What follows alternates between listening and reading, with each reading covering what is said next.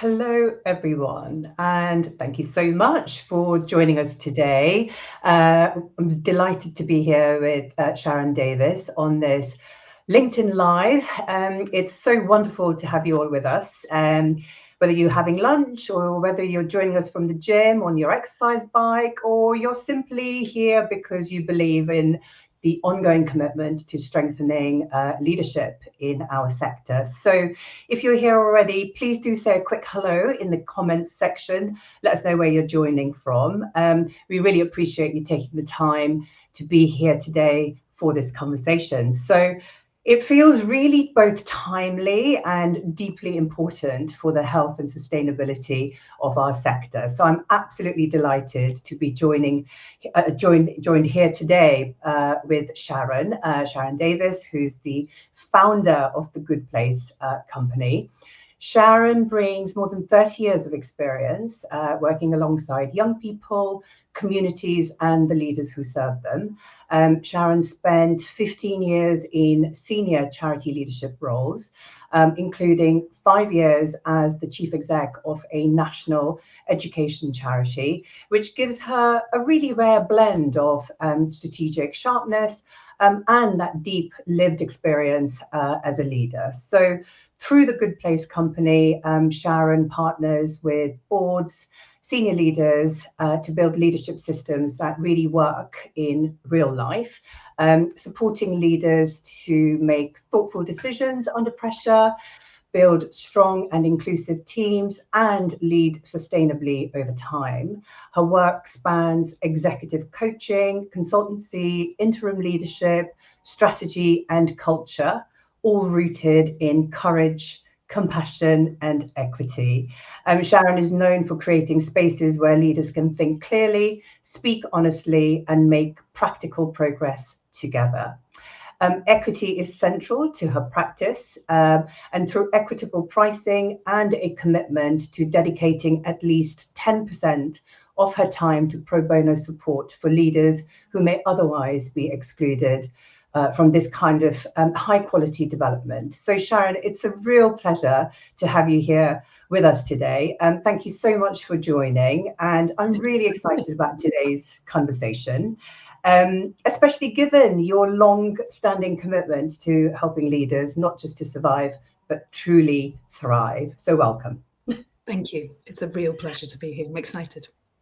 Excellent, excellent. So should we dive straight into it? Because I know there's quite a lot to cover. And first, I would like to ask why you think onboarding for charity CEOs has historically not been given the same strategic weight as recruitment, and what gaps are you trying to close?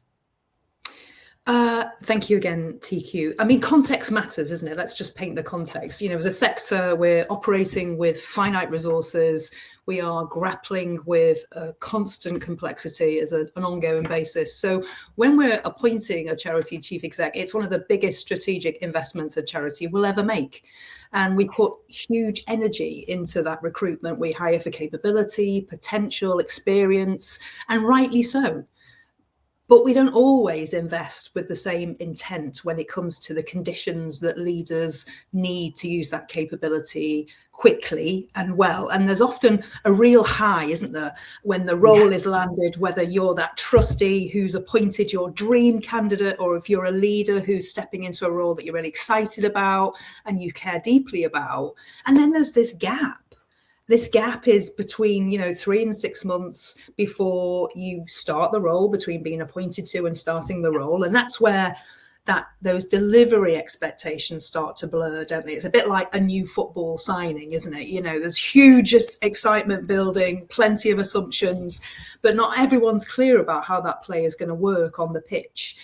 Anxiety rises for that leader who is incoming because they're navigating their own transition.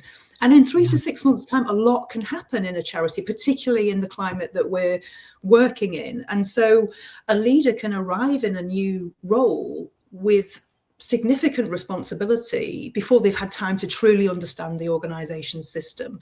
And that's what Stronger Starts seeks to do in partnership with charity people, is really plug that gap. We start with pre-boarding right at the moment of appointment, working together with the chief exec and the chair, putting a bespoke plan together that carries that leader right through to that 60 or 90-day milestone. So they land well, they focus on what matters, and they build that momentum early. And for trustees, I hear a lot, we have lots of conversations about they're so time poor. And so this investment is about it. This plan, this program is about maximizing that investment. It's about saving time later, reducing that uncertainty, and helping that leader to have greater impact sooner.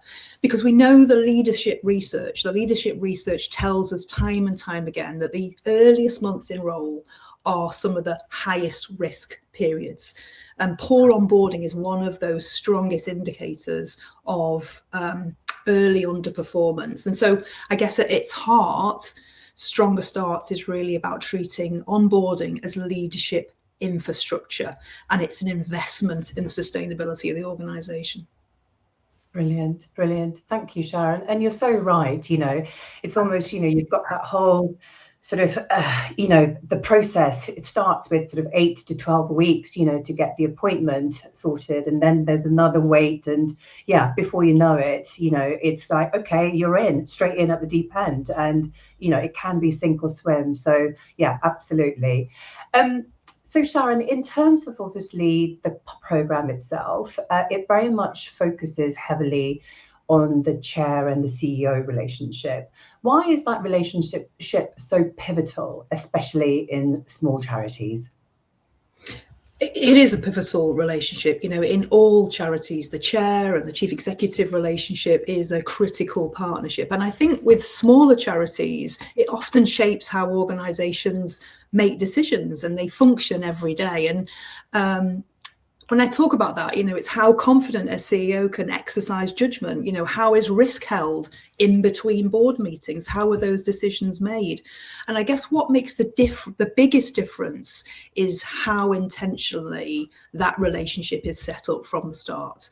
And what Stronger Start seeks to do is deliberately create that space at the pre-boarding stage and the early onboarding stage between the chair and the CEO, aligning on all those objectives, clarifying accountability. What's the communication style? So very often we say, don't we, give us a ring anytime, but we don't often mean that. So let's just be super clear from the start. How are we going to work with support and challenge? How do we like to work with support and challenge? How are those decision-making, how is decision-making operating, not just on paper, but in practice? And so, what we aim to do within those conversations is be really clear at the start about what's delegated, what comes back to the board, how is support and challenge operating, how does it show up, and what does communication look like, particularly when we're under pressure. So why don't we do that stuff at pre-boarding and onboarding rather than we're in a situation when actually we're just basically in that situation, and then we've got pressure for that CEO in those early weeks. And what's also really important in that time is to surface those early organisational risks and sensitivities that are likely to arise in those first 3 to 6 months, so that we can give them time, we can give them some focus, because that relationship, when it works well, and we've seen them work really, really well between the chair and the chief executive. When that relationship works really well, everything else has a much better chance of working better too. And that's not just my experience, but also, the UK Charity Commission repeatedly highlights the chair and the chief executive relationship as being critical in effective governance and organisational sustainability. Yeah. And it's, as you say, it's good governance generally, isn't it? So it's why wouldn't you have this? So absolutely. And for trustees that are joining us today, many will recognise that even the most talented CEOs can hit early risks or pressures that are often invisible from the outside. Sharon, from your coaching and leadership experience, what do those early risks sort of look like in practice? And what is one concrete, actionable thing maybe chairs can do right now, even for those chief execs, who might be mid-tenure, to support, to strengthen support and also reduce those risks? Brilliant. I guess like UK charity research talks very clearly about big risks for early on for chief execs, and they say that it's rarely technical. So they talk a lot about risks being around isolation, unclear expectations, uncertainty about how decisions are made, who makes them, particularly in that first year. And evidence consistently points that CEO and chair relationship is one of the biggest enablers of good decision making, confidence, and organizational sustainability. And I guess I'll give you two practical ways to make a difference, and that would matter whether you're a start or mid-tenure between that chair and chief exec relationship. The first one is deliberately, as a chair, making space and agreeing a contracted amount of time with the chief executive where decisions can be tested before they're made. So that sits outside a coaching relationship. It's not a mentoring relationship. It's very clearly a governance relationship, but an opportunity to test out what some of those decisions might be in a place where you can build that relationship. And the second one is making the implicit explicit. And what I mean by that is really being clear between you. How are decisions made? How does challenge work? How do we stay in relationship, even in the hardest times when we have the hardest decisions to make? We can make those hard decisions in a really kind way if we stay in relationship. And that's hard to do when you're at the polite phase, when you first know each other. And then all of a sudden you've got a really tricky decision to make and the relationship is catapulted, but you haven't had that time to build that infrastructure. So really being able to make the implicit explicit, because uncertainty doesn't disappear. It goes underground. And so if a chief exec doesn't have a trusted space to really work through or talk through some of those decisions, they'll hold those doubts rather than surface them because they've got nowhere else to go within a board setting, especially early on, especially when you're trying to establish your credibility. That's super, super, super hard. And so I guess if it is unclear how challenge works, how decisions work, those difficult decisions get delayed, and they get delayed out of politeness. And I guess unless something triggers that issue, and then there's no guardrails to channel those conversations in a really good way. And so I would say they are two practical governance actions. They're not pastoral ones, they're governance actions that will really help strengthen the quality of decisions, the quality of the relationship between a chair and a chief executive. I love that. I love that. Thank you for that, Sharon. That was super insightful. It feels like there's something shifting across our sector at the moment. And it definitely feels like now is the right time for the sector to take on, this chief exec onboarding more seriously. In, sort of your opinion, what trends or challenges make this work urgent for 2026? I mean, there are lots of things, aren't there? I mean, I'll go back to the context. So many charities in the UK are operating, sustained pressure. We've got funding volatility, we've got political volatility, we've got growing complexity, and they're no longer short-term sprint challenges.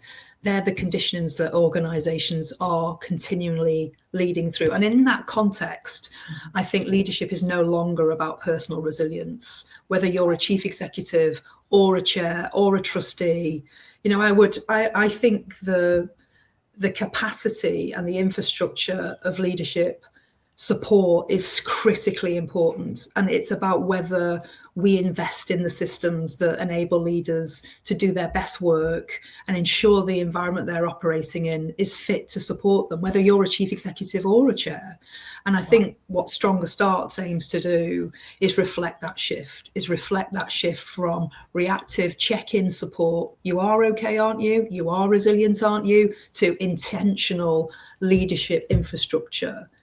Yeah. We would do that with finance. We should do that with leadership infrastructure. It's very much part and parcel.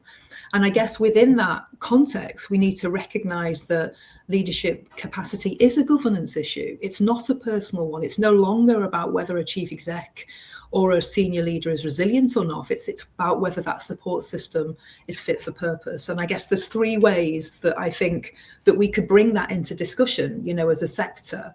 We could firstly think about CEO onboarding and transitions explicitly on board agendas or on risk registers and frame that as governance and sustainability with a focus on capacity and organisational resilience.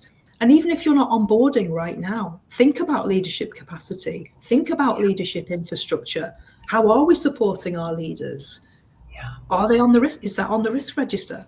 Secondly, if you were appointing a new chief executive in 6 months' time, what conditions would we want in place to make sure that they are really going to succeed? And how close are we to that? And even if you're not looking to appoint within the next 6 to 12 months, I'm sure your current chief executive will benefit from that conversation. And I guess the third one really is take the time to review that chief executive and chair relationship intentionally, not because everything's wrong, but because of that context that you and I have just described, the climate that you as a partnership are both working in. It's about opportunities to reset how you work together going forward, and it makes sure the quality of your decisions, the support and challenge of that partnership is intentional, I guess. Yeah, absolutely. And, again, bringing such clarity to the topic, Sharon, I think it's probably useful to ask our audience for any thoughts and comments at this stage that they might have, or any questions that they might have. Do feel free to share that in the comments section. We'd be really, Sharon's here, so make the most of it. She's here to answer all your questions. And we welcome that. So please feel free to engage. Sharon, in the meantime, whilst obviously, everybody gets their thoughts collected and start hopefully putting some questions in the comment, is there anything else that, you would like to say about program or about how we could access this partnership, a little bit about what next, really? The first thing I would want to say is just what a privilege it is to work with charity people. You know deeply about recruitment, but the reason why I feel like this partnership is so important is because equally there is a shared belief in the importance of making sure that leaders land well. And I think that it's really, if we do nothing from today, is understanding the importance of seeing the programme as an investment in accelerating impact and also sustainable and long-term impact. Because the worst kind of landing for a chief executive is firefighting landing. Because actually what that means is that they miss out on the opportunity to really think about what are the strategic priorities. It was interesting when I think charity people, you did a survey just before today, which kind of outlined what, if you could go back to being a chief executive about to start your role, what would be the things you would want to know about within your first couple of weeks. And strategic priorities and the relationship with the chair, where I think accounted for like 80% of responses. And so these things are really pivotal. Pivotal. And I think, I really feel for trustees. I really feel for charity boards. They are doing incredible work. And I feel as a sector, we can do so much more to support those partnerships. Yeah, absolutely. Absolutely. And I would really like to thank our wonderful colleague Amelia for introducing you to charity people in the first place. Without that connection, I don't think we would be here. So again, Amelia, thank you so much, you know, for the partnership there with Sharon as well. I guess if you know, there aren't any questions right now, you know, you can still add them to the chat, and we can come back to you at a later date, because this will still be sort of housed on LinkedIn, and you know, everybody will be able to access this via our sort of page on LinkedIn. So do come back with questions and comments on there.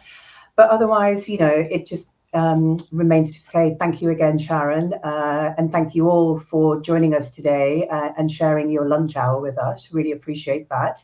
And of course, if you'd like to learn more about Stronger Starts and obviously how, you know, we can connect you with Sharon, please do get in touch with either myself or Sharon directly, and you know, we'll be happy to sort of facilitate those conversations. So again, Sharon, thank you so much. Thank you again to all our listeners, our viewers, and yeah, have a great day and look forward to connecting with you again. Many thanks. Bye for now. Bye.